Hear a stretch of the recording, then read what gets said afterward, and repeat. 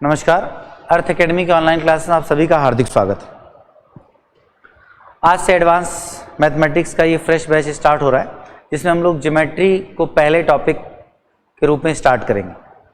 इसके बाद ज्योमेट्री के बाद अगला टॉपिक आएगा मेंसुरेशन, मेंसुरेशन के बाद trigonometry, height and distance, algebra और फिर कोऑर्डिनेट ज्योमेट्री। इस तरह से ये पूरा सिलेबस एडवांस मैथमेटिक्स का आज से स्टार्ट हो रहा है। जैसे अगर हम इस इम्पोर्टेंस की बात करें तो एडवांस मैथमेटिक्स में 50% मतलब पूरी मैथमेटिक्स में 50% पार्ट जो होता है वो एडवांस मैथमेटिक्स कवर करता है। किसी इंडिविजुअल अगर पेपर को आप देख लें कि उसमें आपको एडवांस मैथमेटिक्स कम मिली हो तो उससे स्टैंडर्ड नहीं माना जाता। नॉर्मली हम ये मानते हैं कि 50% पार्ट जो है वो अर्थमेटिक को जाता है और 50% एडवांस को जाता है जिन एग्जाम्स में एडवांस मैथ्स आती। अब जिनमें एडवांस मैथ्स नहीं आती वहाँ पे कंपैरिजन होने का कोई प्रश्न ही नहीं होता, वहाँ तो सिर्फ अर्थमेटिक तक ही होता है। पहले हमारे पढ़ाने के पैटर्न में पहले मेंसुरेशन का टॉपिक पहले लिया जाता था, फिर ज्योमेट्री का टॉपिक आता था। बट आजकल मेंसुरेशन का जो पूछे जाने के क्वेश्चंस का लेवल है वो आपका थोड़ा चेंज हो चुका है। उसमें ज्योमेट्री और मेंसुरेशन के कॉन्सेप्ट को लिंक कर दिया जाता है। तो होता क्या है कि जब मेंसुरेशन के क्वेश्चंस का डिस्कशन स्टार्ट होता है तो लॉन्ग टाइम आपको ये पता चलता है कि हमें जगह जगह ज्योमेट्री के कंसेप्ट बताने पड़ते हैं अलग से। मेंसुरेशन ज्योमेट्री पढ़ाते समय ऐसा नहीं होगा। ज्योमेट्री पढ़ाते समय अगर किसी जगह मान लो किसी बात की जरूरत भी पड़ी तो वो मेंसुरेशन का बहुत छोटा कंसेप्ट होगा, लेकिन मेंसुरेशन पढ़ाते समय हो सकता है ज्योमेट्री के किसी डीप कंसेप्ट की जरूरत पड़ जाए। इसलिए आप ज्योमेट्री को पहले पढ़ेंगे और बाद में मेंसुरेशन को पढ़ेंगे। नॉर्मली ज्योमेट्री को पढ़ाने में ऐसा सोचा जाता है, जैसे अभी 2-3 दिन पहले एक बच्चा अपने पेरेंट्स के साथ आया, उसने बताया कि मैं देख रहा था जगह जगह मेरी मैथमेटिक्स जो है वो 3 महीने में पूरी हो जानी चाहिए। ऐसा उसने सोच रखा था कि 3 मंथ्स में मैथमेटिक्स पूरी हो जाएगी। तो पहली बात तो ये कि आप कुछ भी सोच रहे हो ये बिल्कुल सोच लीजिए कि हम तो ना करा पाएंगे। 1.5 मंथ मिनिमम और 2 महीने मैक्सिमम तो सिर्फ ज्योमेट्री लेगी, ठीक। इसका इतना ही टाइम मेंसुरेशन लेगी। बचे हुए 2 महीनों में अराउंड आपकी बाकी टॉपिक कंप्लीट हो जाएंगे। तो कुल मिला के लगभग 5 महीने का समय एडवांस मैथमेटिक्स में लगेगा, 5 मंथ्स। वजह ज्योमेट्री पे 100 क्वेश्चंस करने या 1000 क्वेश्चन करने ये अंतर होता है। जब आप ज्योमेट्री के क्वेश्चंस करेंगे, जो कंटेंट बुक आपको ऑफिस से मिलेगी उस या जिन बच्चों जो भी बच्चे ऑनलाइन पढ़ रहे हैं उनको कंटेंट PDF फॉर्म में दिया गया है, लेकिन फिर भी आप मेरा यही राय है कि आप हार्ड कॉपी में ऑफिस से बुक जरूर किसी न किसी माध्यम से अरेंज करा लें। अगर आपका कोई और रास्ता नहीं तो आप कोरियर के माध्यम से मंगवा सकते हैं। तो जब आप देखेंगे बुक में तो आप देखेंगे ज्योमेट्री हमने 1000 से ऊपर क्वेश्चंस को डिस्कस किया है, उसमें अरेंज किया और उन क्वेश्चंस को डाउट फॉर्म में आपसे बेसिक पढ़ाने के बाद डिस्कशन स्टार्ट हो जाता है। तो उसमें कुछ बचता नहीं। हम समय बचा कहाँ पाते हैं? हम समय बचा पाते हैं क्वेश्चंस की संख्या पर। बेसिक पढ़ाने में समय उतना ही लगता है लगभग, थोड़ा बहुत ऊपर नीचे, लेकिन क्वेश्चंस की संख्या समय के साथ बढ़ती जा रही, इसलिए सिलेबस बड़ा होता जा रहा है। और एडवांस मैथमेटिक्स में तो आपको क्वेश्चंस जो भी है वो सब करने पड़ेंगे, क्योंकि इसमें आया हुआ हर नया सवाल अपने आप में नया होगा। उसको आप कर पाएंगे या नहीं कर पाएंगे ये आपके ऊपर ही डिपेंड होगा। वो अलग बात है कि बहुत सारे क्वेश्चंस करने के बाद हमारा लेवल थोड़ा उठ जाता है तो हम नए सवालों के साथ भी हिट करने लगते हैं, लेकिन वो तब होता है जब हम क्वेश्चंस की संख्या बहुत ज़्यादा हमने कर रखी हो, हमारे दिमाग में वो सारी थ्योरम्स जो ज्योमेट्री की थ्योरम्स हैं वो रन कर चुकी हूँ, वर्क कर चुकी हूँ और फिंगर टिप्स पे आ चुकी हूँ। ये क्वेश्चन देखते ही हम लिंक कर पाएँ कि हाँ इसमें ये जो बेसिक रिलेशंस दिए गए हैं इस पर इस पर्टिकुलर थ्योरम का इस्तेमाल हो, ठीक। तो अगर कंपटीशन के एग्जाम्स को देखा जाए, उसके लेवल को देखा जाए और उसमें मेरिट की जो का लेवल है उसको देखा जाए और कंपटीशन के सारी व्यवस्था को देखा जाए तो हमको समय देना होगा। अर्थमेटिक में लगाए हुए समय और एडवांस में लगे पूरे समय में लगभग 14 मंथ्स का टोटल टाइम लगता है। अगर आप रिकॉर्डेड फॉर्म के लेक्चर्स देखेंगे तो पूरी मैथमेटिक्स से कुछ बच्चों की डिमांड आई थी, जिसमें रिकॉर्डेड फॉर्म में ऐप पर जो ये क्लास भी आगे आपको मिलेगी लगातार, तो उसमें ऐप पर हमने देखा है कि पूरे जब पूरे अर्थमेटिक एडवांस पूरा कंप्लीट होता है लगभग 450 लेक्चर हुए, ठीक। तो 450 लेक्चर्स को किया गया, तो ये तो सच है कि समय तो बर्बाद नहीं किया गया होगा, जहां तक हो सका होगा समय बचाया गया होगा। लेकिन जब डिस्कशन होता है, डाउट्स होते हैं तो क्वेश्चन का में समय भी लगता है, नहीं तो सोल्यूशन तो बहुत सारी किताबों में लिखा रखा है। इसलिए प्रैक्टिस, पूरा कंपटीशन एक पार्ट ऑफ प्रैक्टिस है। आप लगातार जितनी प्रैक्टिस करेंगे उतना इंप्रूवमेंट होगा। उसके लिए सबसे पहला पार्ट आता है कि हम आपकी प्रैक्टिस को और मजबूत कराएं और उसके बाद खुद आप लगातार करते रहें। एडवांस मैथमेटिक्स में रिवीजन की बहुत ज़्यादा जरूरत होती है। अर्थमेटिक में तो तब भी एक टाइप के क्वेश्चन करने के बाद हम आगे टाइप के वही सेम क्वेश्चंस करने लगते हैं, लेकिन एडवांस मैथमेटिक्स में जब भी आप किसी भी नए सवाल पर पहुंचेंगे तो आपको रिवीजन की ही जरूरत होगी। इसलिए जितना ज़्यादा बार रिवाइज किया जा सके उतना ही अच्छा है। रिवीजन करते समय अगर हमने ये सोचा कि जब ज्योमेट्री पूरी हो जाएगी तब मैं शुरू से रिवाइज करूंगा, तो ये पॉसिबल नहीं होगा। ये सारी बातें मैं आज आपको बता रहा हूँ, पहली क्लास है, और इन बातों को आगे पूरे टॉपिक में पूरी सिलेबस में मानते जाइएगा। रोज रोज इतना समय नहीं दिया जाएगा। तो मान लीजिए ज्योमेट्री का टॉपिक है, आपने जब क्वेश्चन डिस्कस किया तो आपके क्वेश्चन से डाउट मिला के 25-30 सवाल डिस्कस हुए, 50 सवाल ओवरऑल मान लो डिस्कस हुए, जिसमें 30 डाउट्स थे, 20 आपने खुद लगा लिए थे। इनको दोबारा लगा पाना आसान है, लेकिन अगर ये क्वेश्चन 400 हो गए और फिर आपने सोचा कि चलो लगाते हैं, तो फिर ये पॉसिबल नहीं हो पाता, इसलिए रिवीजन नहीं हो पाता। तो रिवीजन करना है अगर आपको तो साथ साथ करना होगा। वीकेंड पर पूरे हफ्ते में लगाए हुए सवाल लगाना, तो 3 बार तो लगातार पैरेलल चलना चाहिए, और फिर लगातार रिवीजन तो हमेशा चलता रहता है। जो क्वेश्चन आपको पहली बार डाउट होते हैं उनको अगर आपने किसी तरीके से मार्क कर रखा है तो उनको तो जब समय मिले तब रिवाइज करना चाहिए। फिर मॉक टेस्ट का नंबर आया था, उससे आपका लेवल अपने आप उठने लगता है। जब आप करते हैं तो आपके नंबर बढ़ते हैं, आपको कॉन्फिडेंस बढ़ता है, और धीरे धीरे आपका इंप्रूवमेंट होता जाता है, और वो नंबर की धीरे धीरे दिखता है। एकदम जंप करता कुछ नहीं नजर आए। आप ज्योमेट्री पूरी सॉल्व कर लेंगे तो एक क्वेश्चन सही हो गया ना, और ज्योमेट्री अगर आपको पूरी तैयार हो जाएगी तो आपके पेपर में एक सवाल सही होने लगेगा, तो नंबर बढ़ेंगे तो 2 ही ना। इसी तरह डिफरेंट टॉपिक्स जब मजबूत होंगे तब आपके 2-2 नंबर बढ़ते हुए हर सब्जेक्ट में इसी तरह। अब आप पता लगा हिस्ट्री पढ़ने लगे तो हिस्ट्री से आपका एक सवाल आएगा, वो सही होने लगेगा। आपको हिस्ट्री अगर आपने 15 दिन, 20 दिन, 25 दिन, 1 महीने हिस्ट्री पे मेहनत करी, मान लीजिए मैं जीएस की बात करूं, तो 1 महीने अगर आपने लगातार मेहनत करी, और आप मेहनत करने के बाद अगर आप सोचें कि अब आपके नंबर एकदम जीएस में जंप कर जाएंगे, कैसे जंप कर जाएंगे? अभी तो आपने केवल हिस्ट्री तैयार की, तो एक क्वेश्चन आपको सही होने लगा, 2 क्वेश्चन सही होने लगे, इसलिए करंट में आप लगातार टच में रहेगा, आपके 2-4 सवाल और सही होने लगे। इस तरह धीरे धीरे करते करते जब आप बहुत लंबे समय तक पूरा कंप्लीट करने लगते हैं तो आपके नंबर्स बढ़ते हैं, और उसके बाद भी 100% तो किसी के नहीं आते। रेयर ऑफ रेयर्स की बात करिए आप, रेयर ऑफ रेयर्स की वो 200 आने वाले की तैयारी नहीं होती, 200 में 200 आ जाते हैं। जब आपकी तैयारी 195, 196, 190 की होती है और आपके बाई चांस 2-4 सवाल भी गलत नहीं हुए, क्योंकि तैयारी तो आपने पूरी कर ली, अब 2-4 सवाल गलत हो जाते तो आदमी 90 पे आ जाता है, और वो 2-4 सवाल भी सही हो गए और पेपर भी इजी आ गया, तो फिर 200 में 200 उस तरह आते हैं। 200 में 200 की कोई टारगेट तैयारी नहीं होती, तैयारी वही होती है जो आप कर रहे हैं।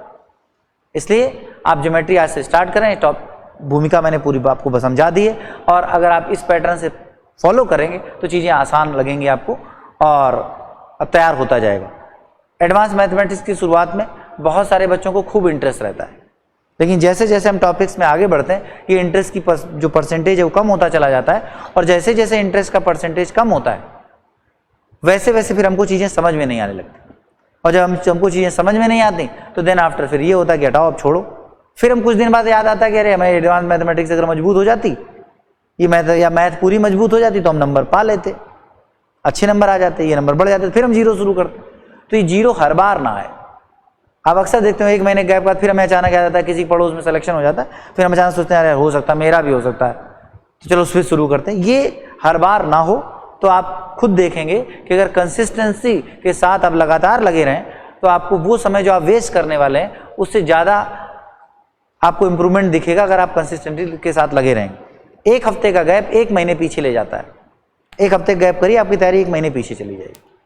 लॉकडाउन और कोविड की समस्या के बीच आपने चीज़ अक्सर महसूस की होगी कि किसी वजह से 1 हफ्ते गैप हो गए, घर चले गए, या माहौल उस समय खराब था और नहीं पढ़ाई रन कर पाई, तो आपने देखा होगा आप एकदम ऐसा लग रहा सब पीछे चला गया। फिर जब हम लगातार अपने आप को समेटा, फिर हमने इकट्ठा किया, फिर हमारे पास धीरे धीरे हम ग्रो करना स्टार्ट हुए। तो जितना आप गैप करेंगे उतना आप लगातार पीछे चले जाएंगे। थोड़ा आगे बढ़े, फिर आपने गैप कर दिया, कुछ और काम में लगे या नहीं ध्यान दिया, तो फिर आपकी तैयारी पीछे चली जाएगी। इसलिए कंसिस्टेंसी के साथ लगातार अगर आप ईमानदारी से लगें तो आपको तैयारी, आपको जो नंबर बढ़ते नजर आएंगे, आपका सिलेक्शन भी आप नज़दीक पहुंचेंगे, और जब आप मॉक टेस्ट एग्जाम ये सब देंगे तो आपको खुद ही महसूस होने लगेगा कि हाँ वास्तव में हम धीरे धीरे सिलेक्शन के नज़दीक पहुँच रहे हैं। ठीक, नहीं तो आप खुद जानते हैं वैकेंसीज की संख्या इतनी कम रहती है कि कंपटीशन बहुत ज़्यादा है। ठीक, तो उस कंपटीशन के बीच भी अगर सबसे ऊपर आना है तो क्रीमी लेयर में आने के लिए बहुत ज़्यादा, जैसे नहीं दूध को बहुत ज़्यादा फेंटा जाता तब क्रीम ऊपर आती, तो बहुत ज़्यादा फिटना होगा, बहुत ज़्यादा थकना होगा, बहुत ज़्यादा मेहनत करनी होगी, तब आप ऊपर आएंगे और तब कहीं सिलेक्शन के नज़दीक पहुँचेंगे। ठीक, तो इसी के साथ हम लोग आगे इस टॉपिक को स्टार्ट करते हैं। ज्योमेट्री हमारा पहला टॉपिक है, बाकी सारी भूमिका हमने आपको बता दी।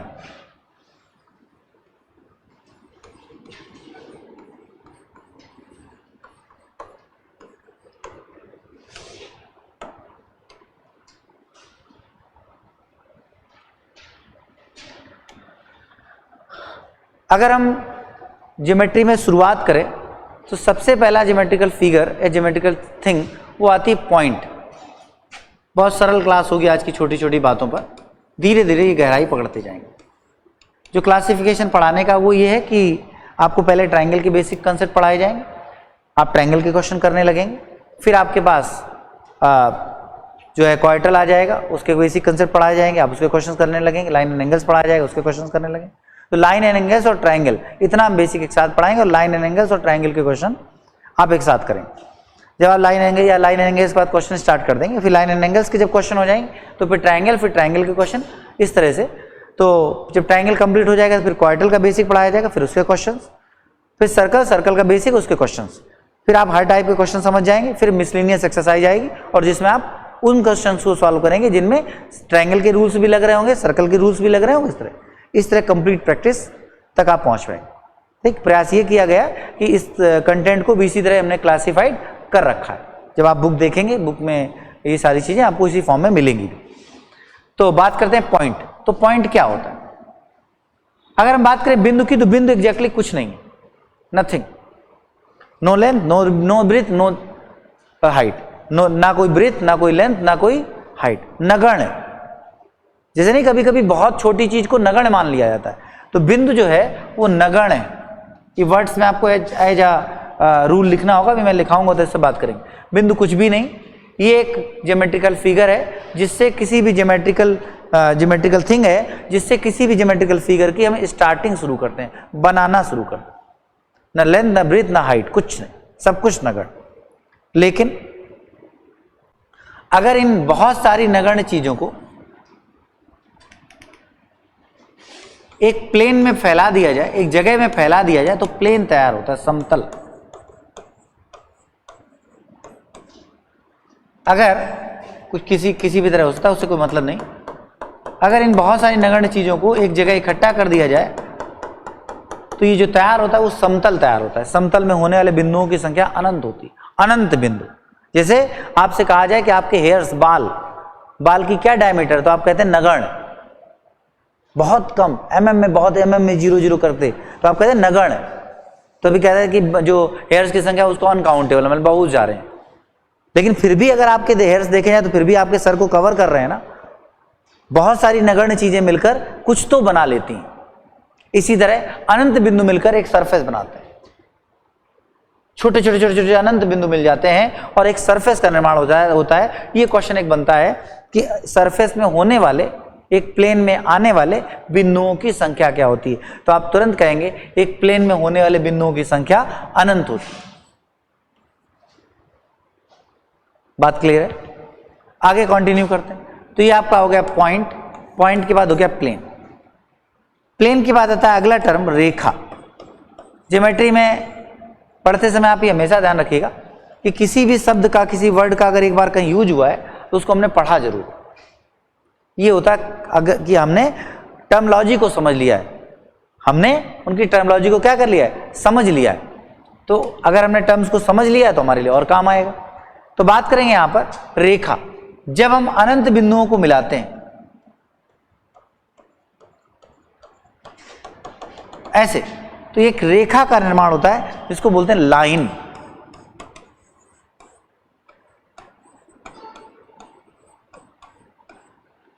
आप समझ गए होंगे कि जब आप बिंदुओं को मिलाएंगे तो लंबाई बढ़ेगी, चौड़ाई नहीं बढ़ेगी। क्यों? क्योंकि वो तो नगण्य है, इधर तो आपने मिलाया नहीं।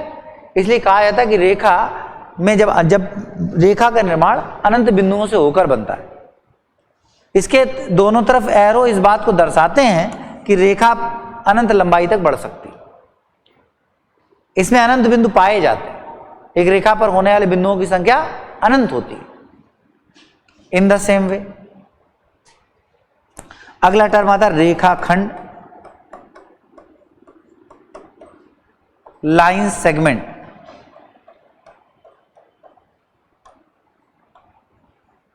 अगला पॉइंट आता है रेखाखंड या लाइन सेगमेंट।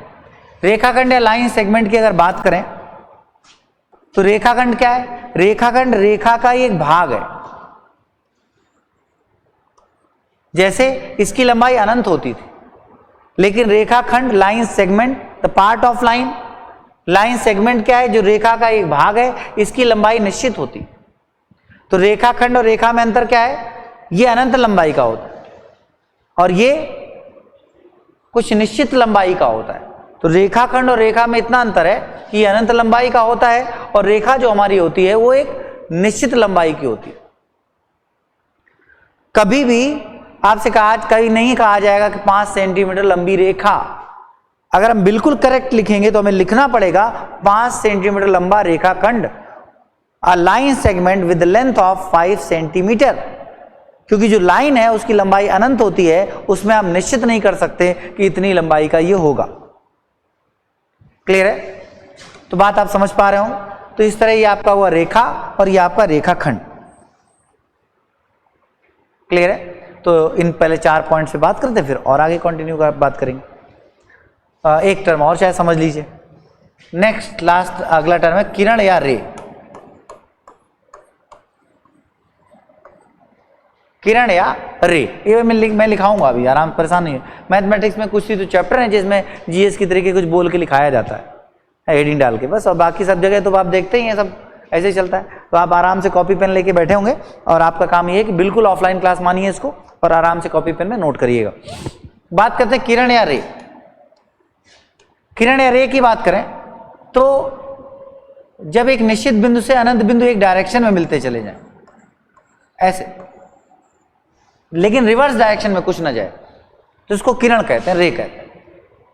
मतलब रेखा और किरण में बस थोड़ा सा बेसिक अंतर है। रेखा कहीं इनिशिएशन नहीं दिखाती, दोनों तरफ एरो, दोनों तरफ बढ़ सकती है, जबकि किरण एक जगह इनिशिएशन अपना उद्गम दिखाती है, अपना ऑरिजिन दिखाती है कि अब उसके उस डायरेक्शन में तो बढ़ेगी, इधर नहीं बढ़ेगी। ये सूर्य है, वो सोर्स है, वहां से किरणें निकलेंगी, उल्टी नहीं जाएंगी, जो उधर निकलती दिखेंगी वो उस तरफ से निकली होंगी। तो जो किरण है वो अपने सोर्स को शो करती है, बाकी जो रेखा है वो अपने सोर्स को शो नहीं करती। तो रेखा और किरण में इतना ही बेसिक अंतर है। लंबाई इसकी भी अनंत होती है, अनंत तक जा सकती है, ठीक, लंबाई इसकी भी अनंत होती है, लेकिन ये एक ऑरिजिन्स के अकॉर्डिंग एक डायरेक्शन में बढ़ती है और रेखा हमारी दोनों डायरेक्शन में बढ़ती है, ठीक। तो ये 5 टर्म्स हैं जिनको एक एक हेडिंग डाल के आप दो लाइनें लिखेंगे। हेडिंग डालें बिंदु।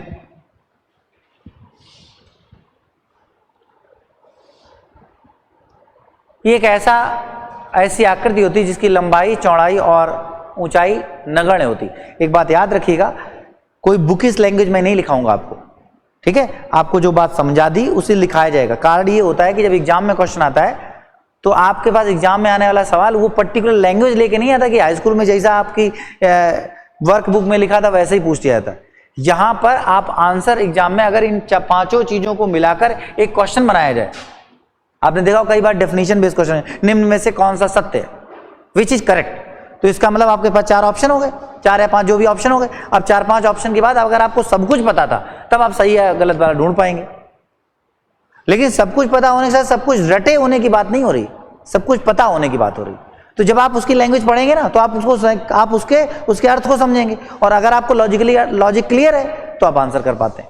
इसलिए कभी भी बुक इस लैंग्वेज को रट के ऑप्शन एग्जाम्स में इस तरह के क्वेश्चन का आंसर किया नहीं जा सकता। लेकिन मैं जो बोल रहा हूँ उसको समझिए। हो सकता है किसी बुक में कुछ और लिखा हो तो वो एक डिफरेंट बात है, मतलब वो स्टैंडर्ड लैंग्वेज लिख रखी हो, हम अपने तरीके से लिखा रहे हैं। तो ये एक ज्योमेट्रिकल आकृति जिसकी लंबाई, चौड़ाई और ऊंचाई नगण्य होती है। This geometrical figure have no length, no breath, no height. Full stop, बस खत्म। अगली लाइन में आई प्लेन या समतल।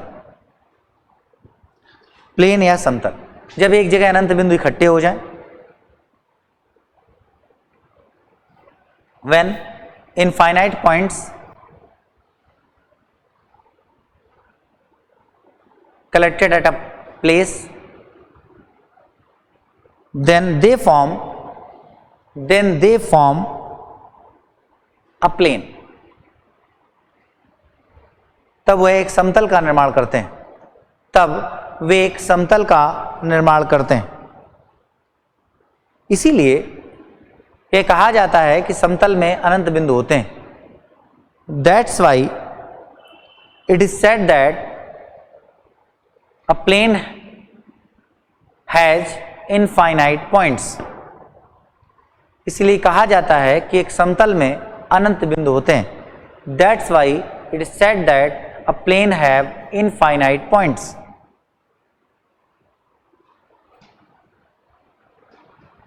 Plane has infinite points.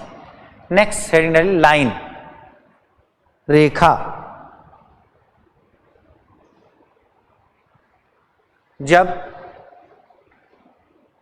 जब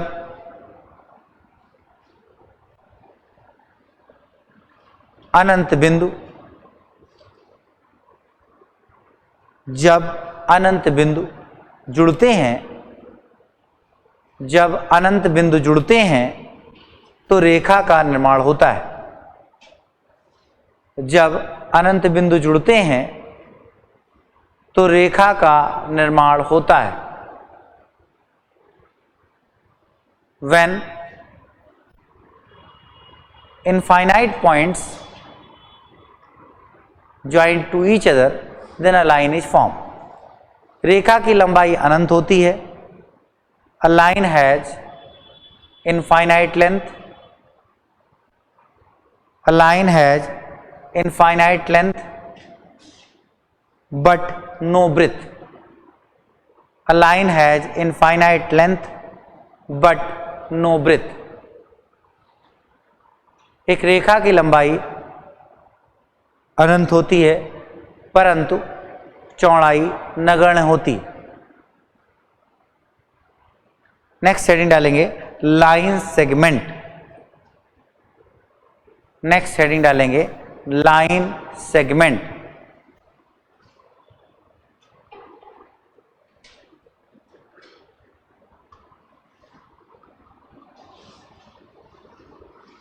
रेखा के एक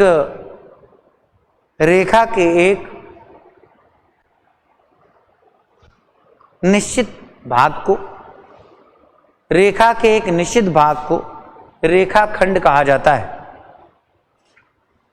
रेखा के एक निश्चित भाग को रेखाखंड कहा जाता है.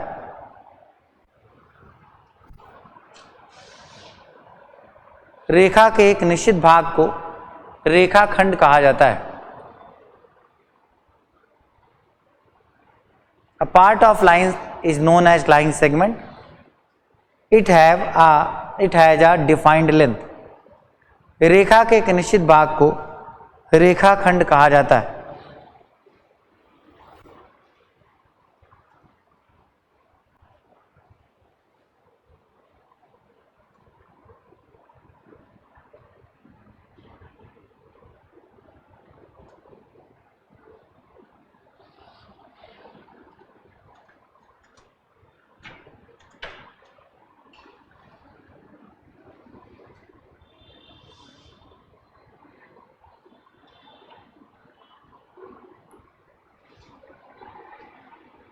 ठीक.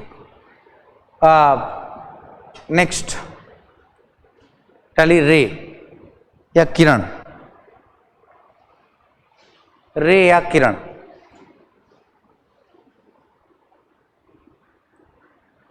जब अनंत बिंदु सिर्फ एक दिशा में जुड़े, when infinite points joint in a direction, जब अनंत बिंदु एक दिशा में जुड़े, when infinite points joints in a direction, then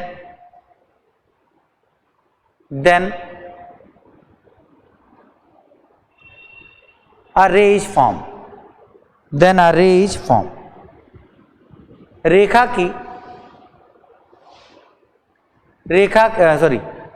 की लंबाई अनंत होती है परंतु इसका उद्गम निश्चित होता है. A ray also have infinite length but it have a defined origin. It have a defined origin.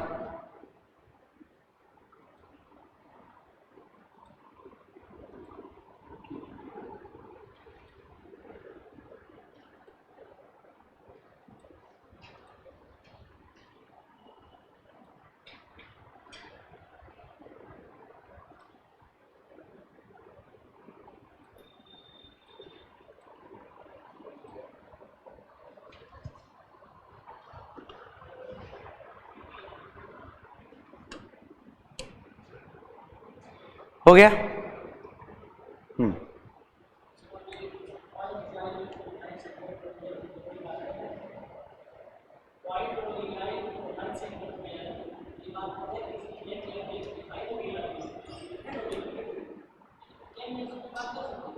Plane तो पूरा संसार प्लेन है, उसकी लंबाई और चौड़ाई और सारी डायरेक्शन अनंत है।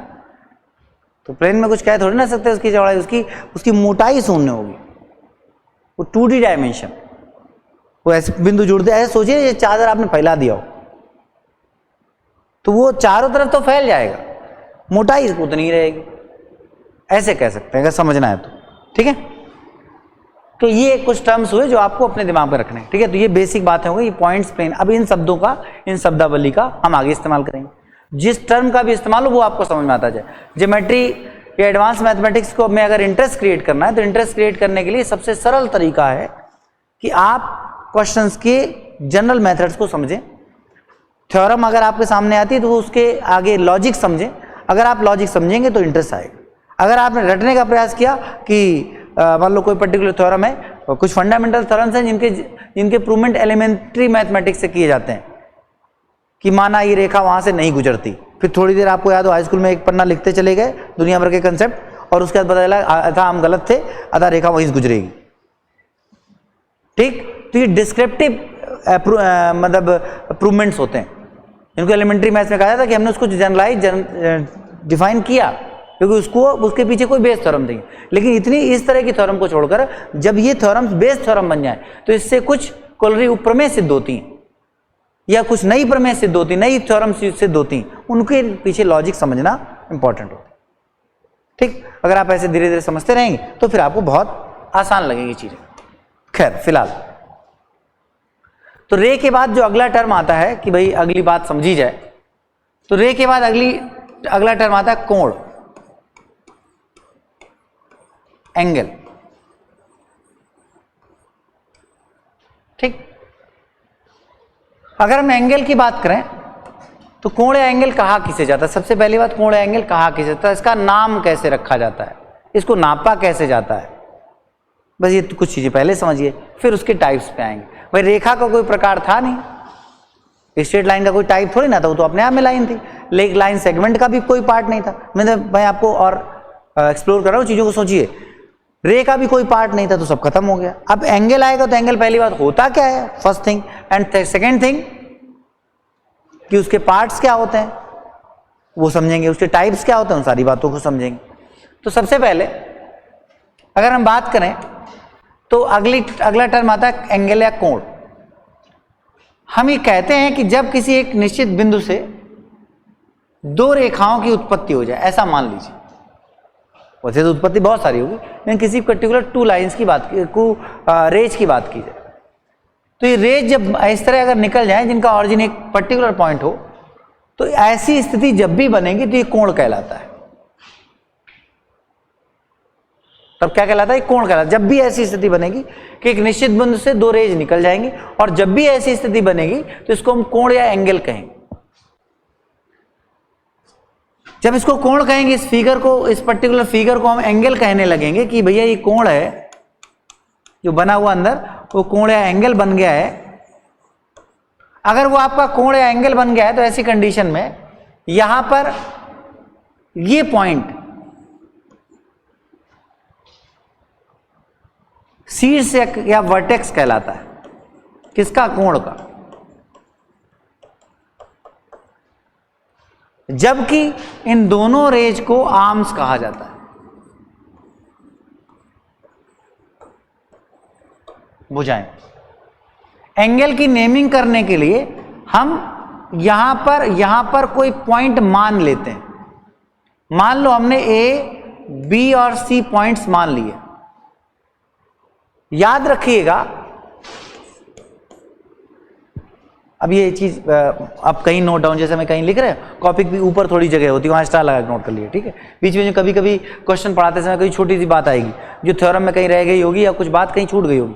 ठीक है, तो उसको हमने कहीं बताया कि इस बात को भी दिमाग में रखिएगा, तो आप याद रखिए, उसको कहीं ऊपर आप नोट कर लीजिए ताकि आपके बाद दिमाग में। इस याद रखिएगा कि लाइन को स्मॉल लेटर से रिप्रेजेंट करते हैं। स्मॉल लेटर, और पॉइंट को कैपिटल लेटर से डिनोट करते हैं। हो सकता है ये सारी बातें आपको फालतू लगती हो या लगेंगी, जब आप ज्योमेट्री के तीसरे चौथे लेक्चर में पहुंच जाएंगे तो ये बात आपके किसी काम की नहीं रहेगी, ठीक। लेकिन जब आप शुरू से पढ़ेंगे, आप याद रखिएगा कि आप एडवांस मैथमेटिक्स या कोई भी टॉपिक पढ़ते हैं, पढ़ने का सीधा पैटर्न है, आप छोटी छोटी बातों को ध्यान देते हैं, ठीक। तो लाइन को स्मॉल लेटर से और पॉइंट को कैपिटल लेटर से डिनोट किया जाता है, इसलिए जब पॉइंट होगा तो कैपिटल लेटर का इस्तेमाल करेंगे। फिलहाल तो ये आपका ए बी सी आपका हो गया। अब यहां पर ये वर्टेक्स कहलाता है। इसका नेम जो अगर आप लिखेंगे नेमिंग, तो एंगल का नाम जब लिखेंगे तो नाम लिखेंगे ए बी सी एंगल, ये एंगल का साइन है, एंगल ए बी सी, या फिर इसको लिखेंगे एंगल सी बी ए। कहने का मतलब सिर्फ इतना कि एंगल को डिनोट करते समय जो वर्टेक्स वाला पार्ट है वो हमेशा बीच में रहेगा। वर्टेक्स अगर बी है तो बी बीच में रहेगा, बाकी इधर उनको मूव कर सकते हो आप। तो दो तरीके से आप डिनोट कर सकते हो, या तो एबीसी या सीबीए, है ना। आप ये नहीं कह सकते एसीबी, इस तो एसीबी कहोगे तो ये एंगल की बात नहीं होगी, किसी दूसरे एंगल की बात होगी। तो इस तरह इसकी नेमिंग होती है। फिर आता है अगला टर्म इसका मीजरमेंट। इसका मीजरमेंट कैसे होता है? तो मीजरमेंट ऐसे होता है कि इसके बीच की कोणीय दूरी। अब यहां पर सबसे बड़ा कंफ्यूजन आता है कि इन दोनों के बीच की दूरी तो लगातार बढ़ रही है, तो हम कहां की दूरी लेते हैं? हम क्या दूरी से क्या औचित्य है? तो सबसे पहले समझिए इसके बीच की कोणीय दूरी जो होती है उसको इसका कोणीय मान कहते हैं। कोणीय दूरी जो भी होगी वो इसका मान कहलाएगी, वैल्यू कहलाएगी, ठीक। अब इसको नापते कैसे हैं? तो नापने का एक सरल तरीका है, यूनिट रेडियस लेकर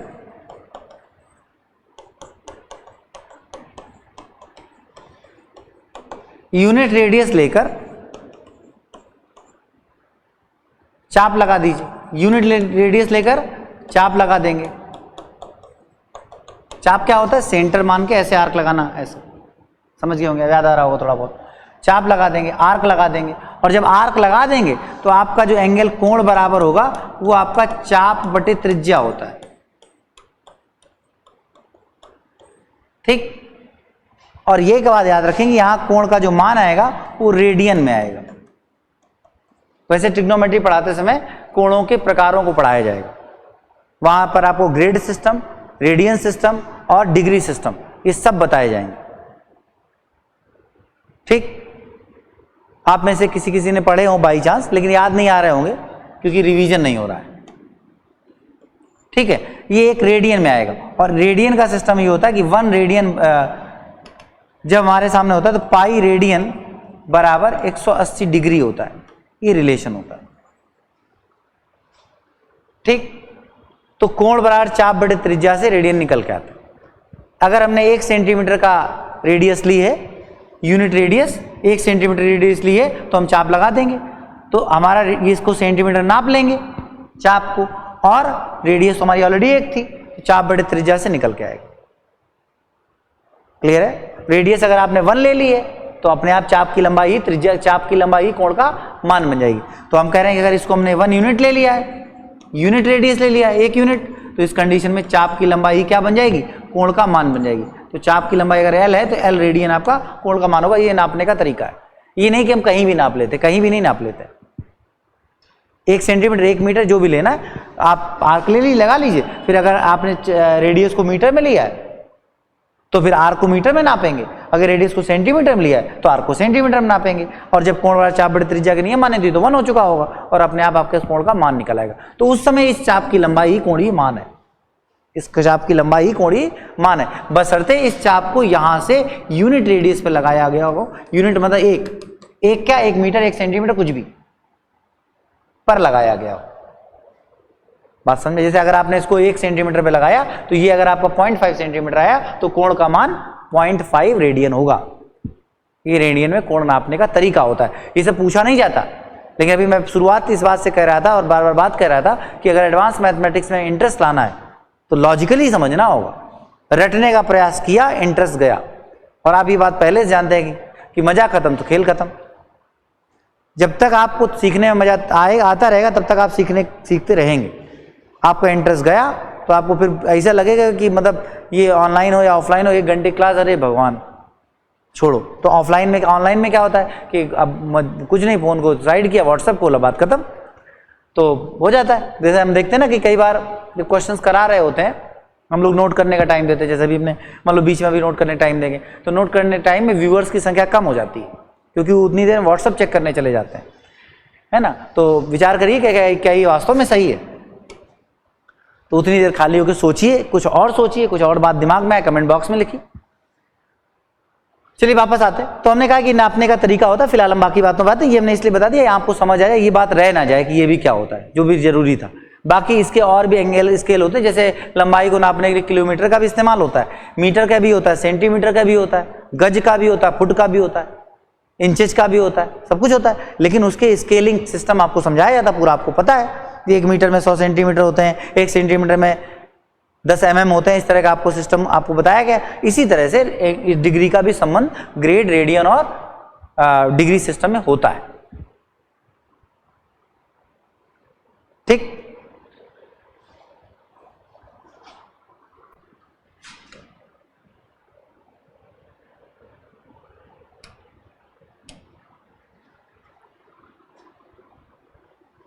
ठीक। तो यहां बात करते हैं एंगल की। एंगल की हमने बात की, तो पहला यहां कंसेप्ट होगा कि एंगल होता क्या है, उसको नापते कैसे। तो अब लिखिए, फिर टाइप्स ऑफ एंगल पे आगे बात करेंगे। लिखिए, जब दो किरणों का निर्माण या उत्थान, जब दो किरणों का निर्माण या उत्थान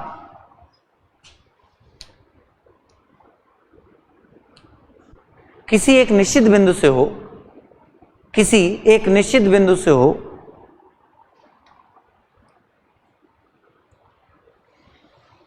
तो इस तरह बनने वाली आकृति, तो इस तरह बनने वाली आकृति को कोण कहते हैं। तो इस तरह बनने वाली आकृति को कोण कहते हैं, आकृति को कोण कहते हैं।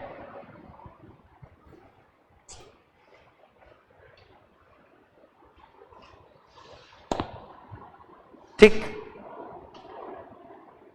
उत्थान बिंदु को कोण का शीर्ष, when two rays originated from a same point, from a point, then the formed figure is known as angle. Then the formed figure is known as angle. The origination point is known as vertex of the angle. The origination point is known as vertex of the angle. And rays as arms of the angle. उद्गमन बिंदु को कोण का शीर्ष और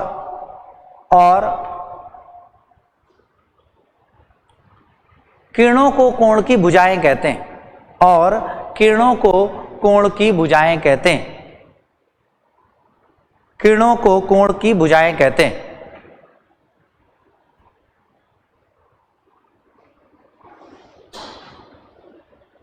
किरणों के बीच की कोणीय दूरी को, किरणों के बीच की कोणीय दूरी को द एंगुलर डिस्टेंस, यही एंगुलर डिस्टेंस है, कोणीय दूरी।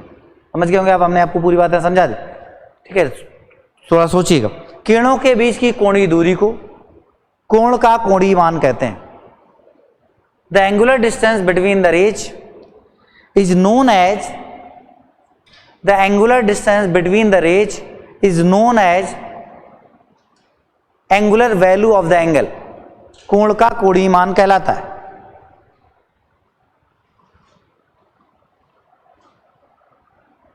ठीक, बना लीजिए फटाक से 1 मिनट में, 1 मिनट भी नहीं लगेगा।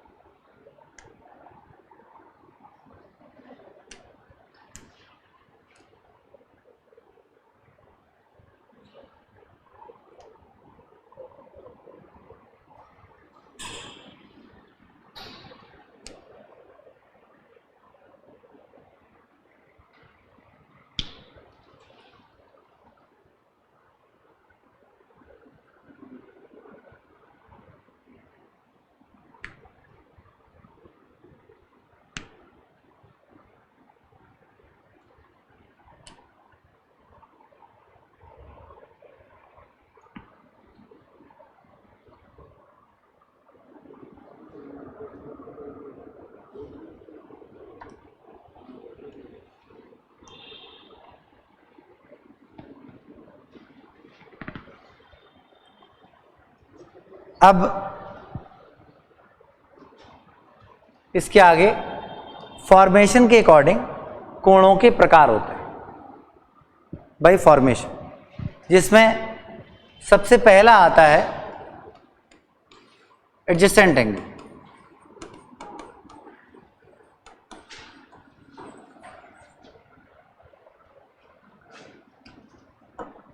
आसन्न कोण,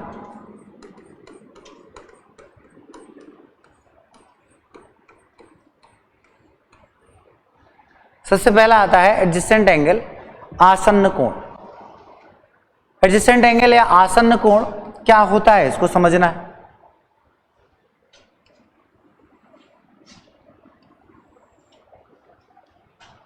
जैसे अगर एक ऑरिजिन पॉइंट है, एक ये बना, एक ये रे, एक ये रे, ये मान लो पॉइंट आपका ए है, ये आपका ओ है, ये आपका बी है और ये आपका मान लो पॉइंट सी है। हमने आपको बताया था कि रेंज में अनंत बिंदु होते हैं, उसमें से किसी एक का नाम रख लेते हैं। तो जब आपने ऐसे बनाया तो यहां पर इस तरह बनने वाले कोण को आसन्न कोण कहा गया। तो यहां पर आसन्न कोण कौन कौन से हैं? तो आसन्न कोण है A O B, angle A O B and angle B O C are adjacent angle. A O B and B O C are adjacent angle. तो एडजेसेंट एंगल को कैसे पहचानते हैं, उसकी क्या परिभाषा होती है, तो ध्यान से समझें। कई बार आगे जब क्वाड्रिलेटरल आप पढ़ेंगे, चतुर्भुज पढ़ेंगे, तो आप देखेंगे समांतर कोण में आसन्न भुजाएं कह दिया जाएगा, तो वो अगल बगल एग्जैक्टली कंजुगेटिव साइड आसन्न कोण, वहां भी वर्ड का प्रयोग कर दिया जाएगा। वहां पर कहना एग्जैक्टली चाहिए होता है क्रमागत कोण, लेकिन कई जगह आपको आसन्न कोण लिखा हुआ मिलेगा, एडजेसेंट एंगल लिखा हुआ मिलेगा। कभी कभी कुछ चीज सामान्य हो जाने के बाद, गलत होने के बाद भी सही हो जाती है, ठीक है, तो उसको उसी तरह मान लिया, क्योंकि उसके पीछे बहुत सारे लॉजिक्स हमने सर्च आउट करने का प्रयास किया कि उसमें आसन्न क्यों कहा जाता है, जबकि आसन्न कोण की डेफिनेशन तो अलग है। तो समांतर कोण, समांतर चतुर्भुज में बगल बगल वाले कोणों को समांतर कोण, आसन्न कोण वर्ड का प्रयोग किया जाता है। कुछ खास मिला नहीं, आपको मिले तो सोच लीजिएगा, बाकी अभी तक तो मुझे ऐसी कोई डेफिनेशन नहीं हुआ। फिलहाल वापस आता है, तो यहाँ पर बात करते तो सभी लोग यही ढूंढने ना लग जाना, वो सिर्फ इसलिए बता दिया कि ये भी एक बात होती है भाई, मुझे याद है, तो आप बाद में कहीं पढ़े और आपको लगे कि आसन्न तो ये बताया था, अब इसमें ही आसन्न वर्ड कहाँ से आ गया, ठीक है। तो आसन्न कोण की एक्चुअल डेफिनेशन है वो क्या है, जब किसी दो कोणों का निर्माण इस तरह हो, when two angles are formed such that their vertex are common, ताकि उनका जो वर्टेक्स हो, उनका जो शीर्ष हो, वो उभयनिष्ठ हो। जब दो कोणों का निर्माण कुछ इस तरह हो कि उनका वर्टेक्स या जो शीर्ष हो वो आपस में क्या हो, उभयनिष्ठ हो, और साथ ही साथ उनमें वन आर्म कॉमन हो।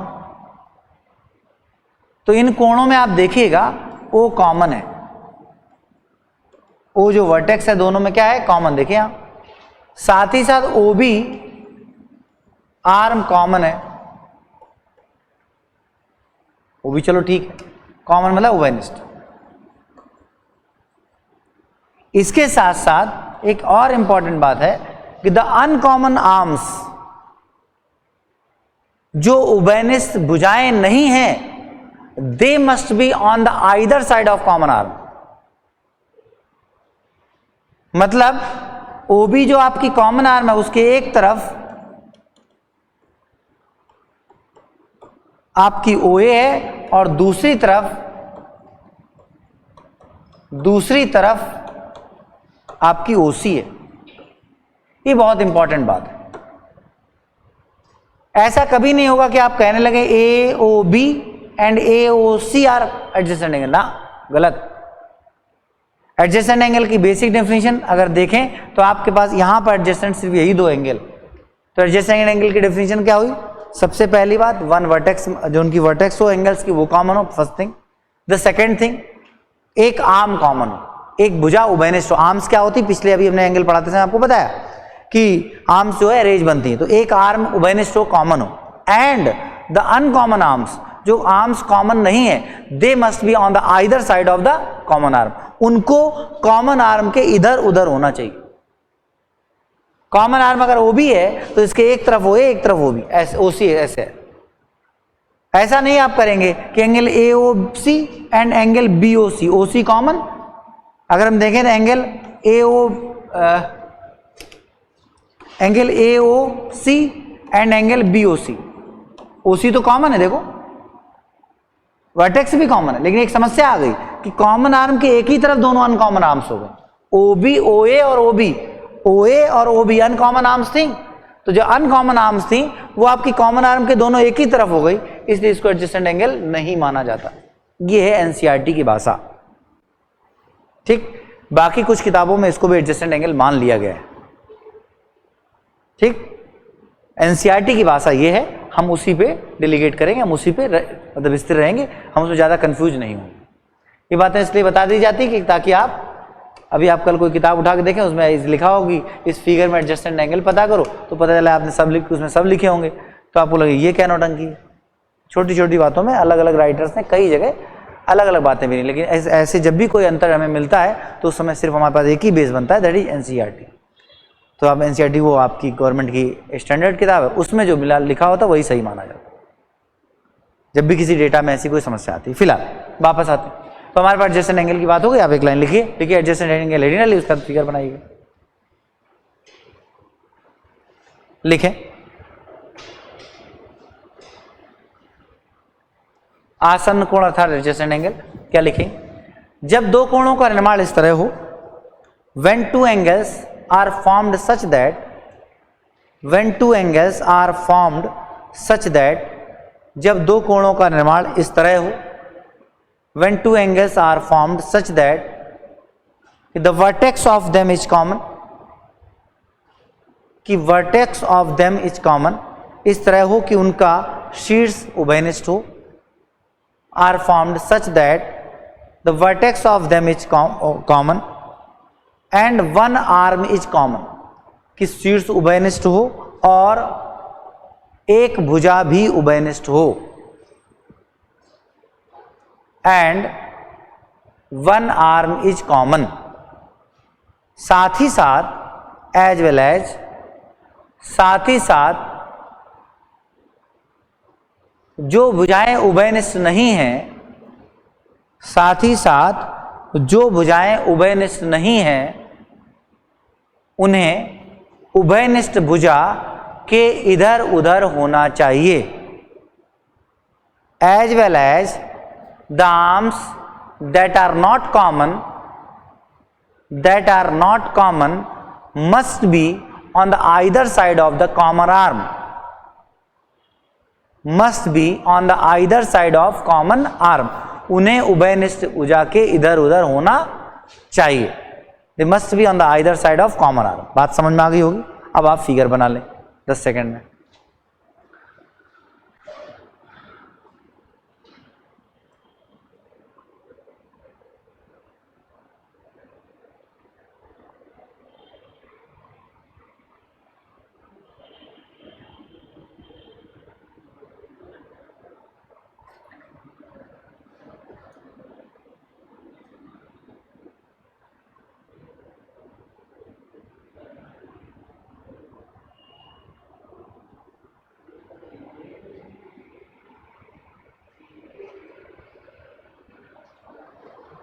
ठीक,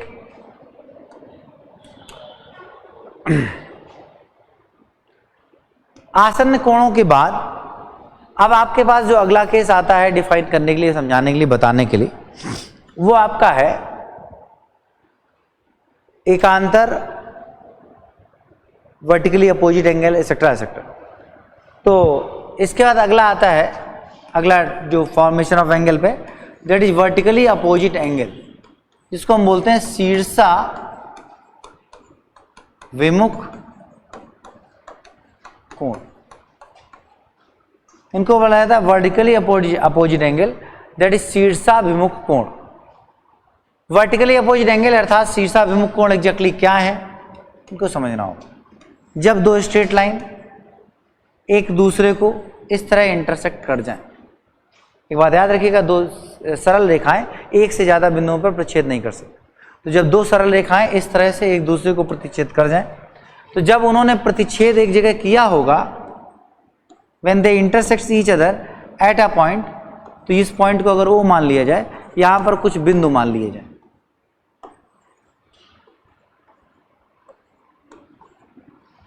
ठीक, इस पॉइंट को मान लिया है, इस पॉइंट पर कुछ बिंदु मान लिए जाए, तो ऐसी कंडीशन में एंगल जो आमने सामने होते हैं, जिन्होंने एक दूसरे से मुंह मोड़ लिया होता है, विमुख हो गए होते हैं, वर्टेक्स अपोजिट होते हैं, जैसे समझे, उनको वर्टिकली अपोजिट एंगल कहा जाता है। खास बात क्या है कि वो एक दूसरे के बराबर होते हैं। तो जो वर्टिकली अपोजिट एंगल का निर्माण होता है वो एक दूसरे के आपस में क्या होते हैं, बराबर। तो angle A O B always equal angle to C O D. अब आप नेमिंग समझ गए, अभी हमने आपको पीछे पढ़ा है। And angle A O D is equal to angle B O C. Clear? Vertically opposite angle का निर्माण कैसे होता है ये आपको बात समझे, और वर्टिकली अपोजिट एंगल के साथ प्रॉपर्टीज क्या होती है वो बात भी आपने समझी। तो पहली बात क्या थी, वर्टिकली अपोजिट एंगल दो रेखाओं, सरल रेखाओं के प्रतिच्छेदन से बनते हैं, फर्स्ट थिंग। और दूसरी बात, वर्टिकली अपोजिट एंगल में वर्टिकली अपोजिट एंगल एग्जैक्टली बनते हैं वो आपस में बराबर हो। क्लियर? तो लिखें, जब दो सरल रेखाएं एक दूसरे को एक बिंदु पर प्रतिच्छेद करें, when two straight lines intersects each other, when two lines intersects each other at a point, जब दो रेखाएं एक दूसरे को एक बिंदु पर प्रतिच्छेद करती हैं, जब दो रेखाएं एक दूसरे को एक बिंदु पर प्रतिच्छेद करती हैं, when two lines intersects each other at a point known as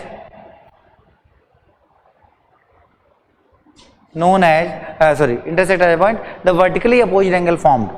तो शीर्षाभिमुख कोणों का निर्माण होता है। तो शीर्षाभिमुख कोणों का निर्माण होता है। शीर्षाभिमुख कोण आपस में एक दूसरे के बराबर होते हैं। शीर्षाभिमुख कोण आपस में एक दूसरे के बराबर होते हैं। The vertically opposite angle are always equals to each other. The vertically opposite angle are always equals to each other. शीर्षाभिमुख कोण एक दूसरे के आपस में बराबर होते हैं। अब आप बना लीजिए फटाक से।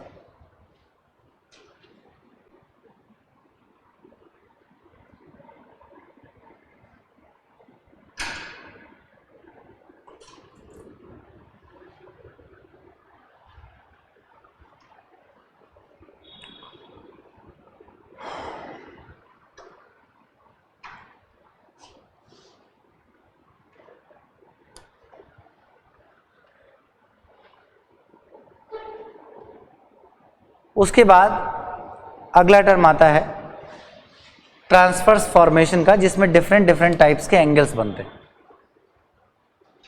तिर्यक स्थिति या तिर्यक प्रतिच्छेदन स्थिति,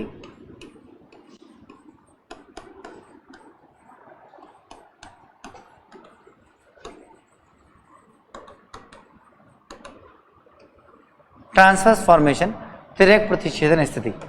ध्यान समझिए, दो समांतर रेखाएं, समांतर रेखाएं किन्हें कहा जाएगा, जिनके बीच की दूरी कभी ना बदले, पैरेलल। जब उनके बीच की दूरी कभी बदलती नहीं है, इसलिए वो कभी काटती नहीं है, ऐसी रेखाओं को समांतर रेखा कहा जाता है। अगर इनको कोई तिर्यक रेखा ऐसे आके कट कर जाए, ट्रांसवर्स, इसलिए इसको ट्रांसवर्स फॉर्मेशन बोलते हैं। तो ऐसी स्थिति में आपको डिफरेंट जगह कई एंगल्स बनते नजर आ रहे होंगे। एंगल कैसा देखने में लगता है ये तो आप पहचान ही चुके हैं। तो ये एंगल बन रहा है, ये एंगल बन रहा है, ये एंगल बन रहा है, ये एंगल बन रहा है, इधर भी एंगल बन रहा है, ऐसे। तो कुल मिला के 8 एंगल बन रहे हैं। ये जो 8 एंगल बन रहे हैं, इनके नाम होते हैं आपसी संबंध होते हैं। वो क्या होते हैं जरा समझिए। पहले फिगर में समझें, तो ये वाला एंगल अगर और ये वाला एंगल साथ साथ इधर ये एंगल और इस एंगल को कहा जाए, तो इन एंगल्स को एग्जैक्टली हम संगत कोण कहते हैं। जैसे मैं ऐसे नाम करूं ए, तो ए बी ए, ये बी तो ए बी बी। आप देखिए संगतता, करस्पॉन्डिंग, एक जैसे दिखने वाले, संगत। ठीक इसी तरह अगर इसके नीचे मान लो सी कह दें, तो इसको नीचे भी सी कहना होगा। इसी तरह इसको अगर मान लो मैं डी कह दूं, तो आपको इस वाले को ऑटोमेटिकली डी कहना होगा। तो कुल मिला के देखा क्या, ये इसके बराबर, ये इसके बराबर, ये वाला इसके बराबर, फिर ये वाला इसके बराबर, जैसे मार्क किए। तो ये आपके संगत कोण है जो आपस में बराबर दिखेंगे। ये भी आपके संगत वही करस्पॉन्डिंग है, करस्पॉन्डिंग एंगल्स हैं जो आपस में दिखेंगे। ये भी करस्पॉन्डिंग है, ये भी आपस में दिखेंगे बराबर, और ये वाला एंगल भी करस्पॉन्डिंग है, ये भी आपस में बराबर दिखेंगे। ठीक, तो इन बनने वाले कोणों को करस्पॉन्डिंग एंगल कहा जाता है। नीचे नीचे, फिर ऊपर ऊपर, फिर ऊपर ऊपर इधर, फिर नीचे नीचे इधर। अगर इनको और रिलेट करेंगे तो ये वर्टिकली अपोजिट भी है, तो वो बाद में रिलेशन है जिस क्वेश्चंस में हमको देखने को मिलेगा। लेकिन अगर हम इसमें यहाँ बात करें तो यहाँ सिर्फ संगतता की ही बात करें, तो इनको संगत कोण कहा जाता है, और संगत कोण आपस में बराबर होता है। तो संगत कोण क्या होते हैं? जिनके हमने एरो बनाए, सी सी संगत है, ए संगत है, बी बी संगत है, और डी डी संगत है, करस्पॉन्डिंग। बात क्लियर है? कोई दिक्कत? इसमें संगत अंतः और संगत बाह्यता की बात आती है, इंटरनली करस्पॉन्डिंग और एक्सटर्नली करस्पॉन्डिंग, उनकी बात आती है। तो यहाँ पर अगर देखना शुरू करें तो ये इंटरनली करस्पॉन्डिंग, ठीक, लेकिन इनका कोई मतलब नहीं, ऐसे ही ठीक, करस्पॉन्डिंग के नाम से आ रही है। तो पहली फॉर्मेशन होती है। सेकेंड थॉट, अगर दो स्ट्रेट लाइन जा रही थी और उनको एक ट्रांसवर्स लाइन ने कट किया, अगर दो स्ट्रेट लाइन जा रही थी और उनको तिर्यक रेखा एक ट्रांसवर्स लाइन ने कट किया था, तो ऐसी स्थिति में कुछ कोण और रिलेशन से साथ भी देखे जाते हैं, जिनको हम अल्टरनेट एंगल बोलते हैं। जैसे ये वाला इसके बराबर होगा, अगर इसको अगर x कहा जाए तो इसको ऑटोमेटिकली x कहेंगे, और ये दोनों आपस में बराबर होंगे, और इनको हम एकांतर कोण अल्टरनेट एंगल कहते हैं, अल्टरनेट एंगल। इसी तरह से ये वाला एंगल, ये एकांत अंतर इंटरनली अल्टरनेट है, ठीक है। ये अगर y है तो ये ऑटोमेटिकली आपका y होगा, और इन दोनों कोणों को अल्टरनेट, इंटरनली अल्टरनेट कहा जाएगा। ये आपके अल्टरनेट एंगल है, अल्टरनेट एकांतर कोण, ठीक। बस इतना ही पर्याप्त है। ऊपर के भी होते हैं, जैसे ये वाला अगर एक्सटर्नली अल्टरनेट देखें तो ये वाला अगर अल्फा है तो ये अल्फा होता है, इसको एक्सटर्नली अल्टरनेट बोलते हैं, ठीक। इसी तरह इस वाले को अगर बीटा कहा जाए तो ये वाला यहां आके बीटा होता है, ठीक। ये एक्सटर्नली अल्टरनेट का फॉर्मेशन होता है। तो कभी इसकी जरूरत पड़े तो दिमाग में रखिए, वैसे जनरली हमें इंटरनली वाले की जरूरत पड़ती है, अंता वालों की ही आवश्यकता पड़ती, ठीक। तो जब दो लाइंस पैरेलल थी, तीसरी रेखा ने उन्हें काटा, तो इस तरह बनने वाले कोण एकांतर या करस्पॉन्डिंग एंड अल्टरनेट के नियम से हमें मिला कि वो आपस में बराबर मिले। साथ ही साथ आप ये भी देखेंगे कि इनका कन्वर्स भी सही होता है। कन्वर्स क्या? कि अगर कभी दो लाइंस जा रही, तीसरी ने उन्हें काटा, और अल्टरनेट एंगल और करस्पॉन्डिंग एंगल्स अगर आपस में बराबर हो गए, मतलब अभी तो मैं कह रहा हूं कि पैरेलल होंगे, ये लाइंस पैरेलल होंगी, तो ये ट्रांसवर्स फॉर्मेशन माना जाएगा। अब मैं इसका रिवर्स कह रहा हूं कि अगर अल्टरनेट इक्वल है या करस्पॉन्डिंग इक्वल है, ऐसा आपको पहले ही दे रखा है, ऐसा आपको ऑलरेडी अगर पहले ही दे रखा है, तो इसका कन्वर्स ये होगा कि उस समय रेखाएं आपकी क्या होंगी? समांतर होंगी। क्लियर है? मतलब इसीलिए करस्पॉन्डिंग और अल्टरनेट के इक्वल होने पर हम कहते हैं कि रेखाएं समांतर है। थर्ड केस, तीसरा केस आता है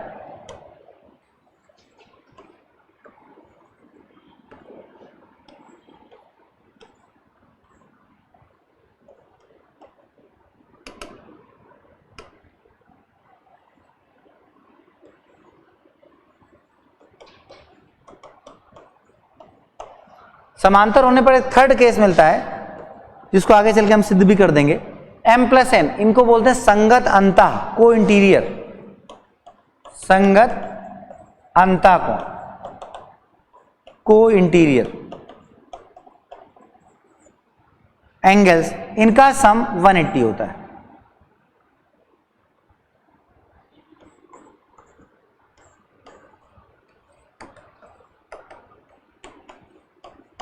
तो तीसरा केस बनता है कि इन दोनों कोणों को संगत अंतः कोण कहा जाता है, और जब दो रेखाएं पैरेलल एक दूसरे को होती हैं और तीसरी रेखा उसे काटती है, तो ट्रांसवर्स का फॉर्मेशन बनता है, और इस ट्रांसवर्स फॉर्मेशन की कंडीशन में यहां पर बनने वाले संगत अंतः कोणों का योग सदैव 180 होता है। तो सम ऑफ को इंटीरियर एंगल्स इज ऑलवेज 180। इसका भी कन्वर्स सही हो कि अगर कभी आपको मिलता है कि को इंटीरियर एंगल का सम आपको 180 मिला तो आपके एक्चुअल लाइंस जो होंगी दे विल बी पैरेलल, वो आपस में समांतर होंगी। क्लियर है बात? आपको अच्छे समझ में आ रही? तो अच्छे से इस बात को भी दिमाग में रखिएगा। हेडिंग डालें ट्रांसवर्स फॉर्मेशन, तिर्यक स्थिति। यदि दो समांतर रेखाओं को एक तिर्यक रेखा काटे,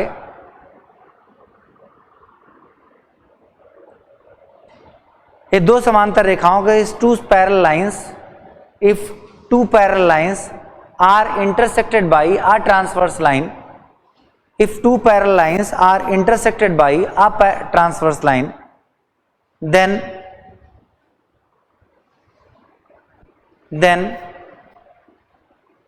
some angles are formed, तब कुछ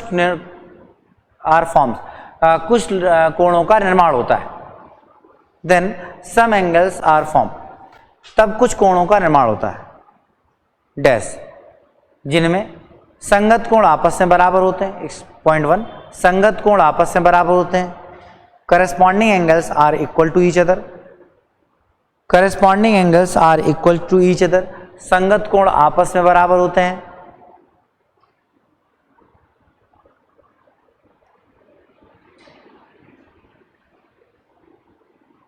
corresponding angles are equal to each other, एकांतर कोण आपस में बराबर होते हैं। एकांतर कोण आपस में बराबर होते हैं। Alternate angles are equal to each other.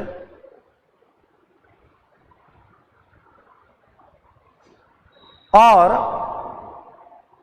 संगत अंतःकोणों का योग 180 अंश होता है, और संगत अंतः कोणों का योग 180 अंश होता है। एंड सम ऑफ को इंटीरियर एंगल्स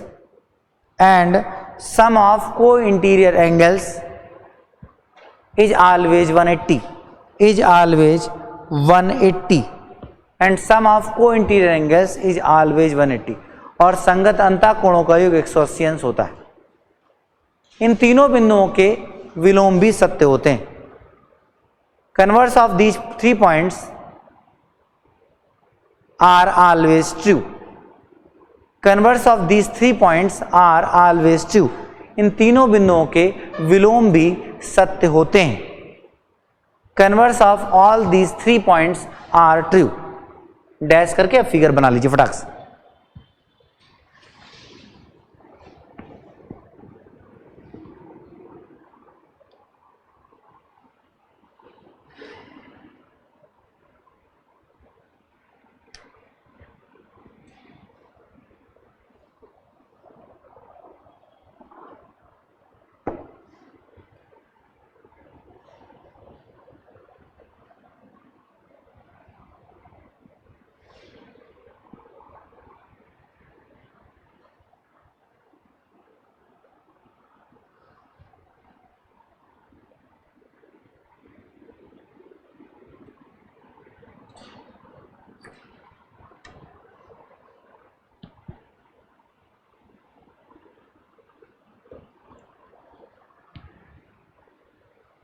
शायद नोट कर लिया होगा। तो इस तरह से एंगल्स की फॉर्मेशन के अकॉर्डिंग उनके कुछ नाम हमने आपको बताए। अभी एंगल का टॉपिक पार्ट कंप्लीट नहीं हुआ है, इसको और अभी आगे समझना बाकी है, और उसको समझने के बाद फिर उसके बाद हम लोग आगे बढ़ेंगे कुछ और थ्योरम के साथ। तो अच्छे से तैयार करते रहें, रिवाइज करते रहें। Thank you class.